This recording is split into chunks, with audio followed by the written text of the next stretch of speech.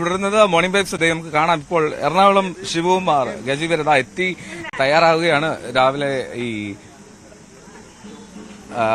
നീതിലക്കാവമ്മയുടെ തിടമ്പറ്റുന്നതിനായി എന്നാണെങ്കിലും കാഴ്ചകളാണ് കാണുന്നത്.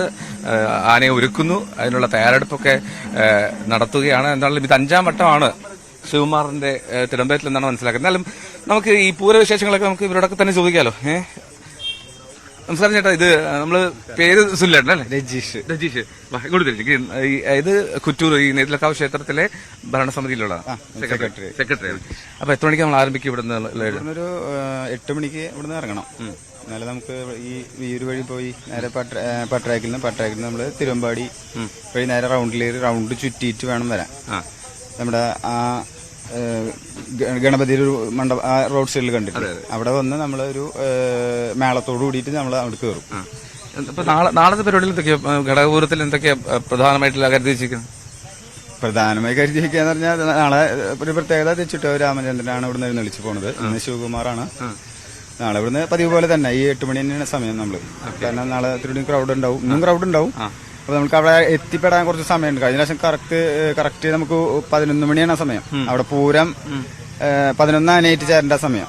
അപ്പൊ ആ സമയത്ത് കറക്റ്റ് എത്തിച്ചേരേണ്ടത് കഴിഞ്ഞ തവണ. അപ്പൊ ഒന്ന് അഡ്വാൻസ് ആയിട്ട് നമുക്ക് ഇറങ്ങാൻ പറ്റണം നാളെ. ഇന്ന് പിന്നെ നമ്മള് ചെന്ന് അങ്ങനെ കറക്റ്റ് ടൈമിംഗ് ഇല്ല. നമുക്ക് ആ ചടങ്ങുകൾ കഴിച്ച് പോരുക കണ്ടു.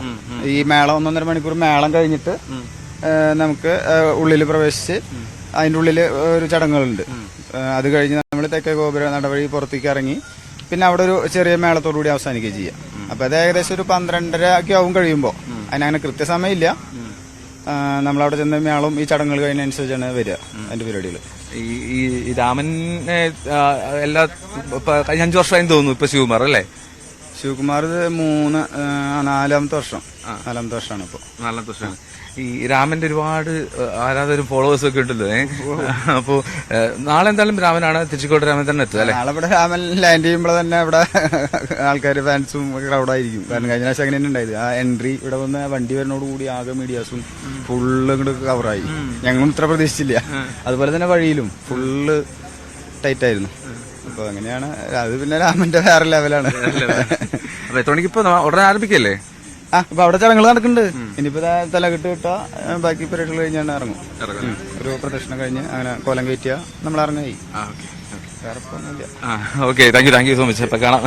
അപ്പൊ എന്തായാലും ഇപ്പോ ഈ കുറ്റൂർ ക്ഷേത്രത്തിലെ സെക്രട്ടറിയാണ് ഭരണസമിതിയിലെ രജീഷ് പ്രതികരിച്ചത്. അല്പസമയത്തിനകം ഇവിടെ നിന്നുള്ള എഴുന്നള്ളിപ്പ് ആരംഭിക്കും. എറണാകുളം ശിവകുമാർ ഇവിടെ തയ്യാറാണ്. നമുക്ക് ശിവകുമാറിന്റെ പാപ്പാനോടൊക്കെ സംസാരിക്കാം. അതിന് മുമ്പ് നമ്മൾ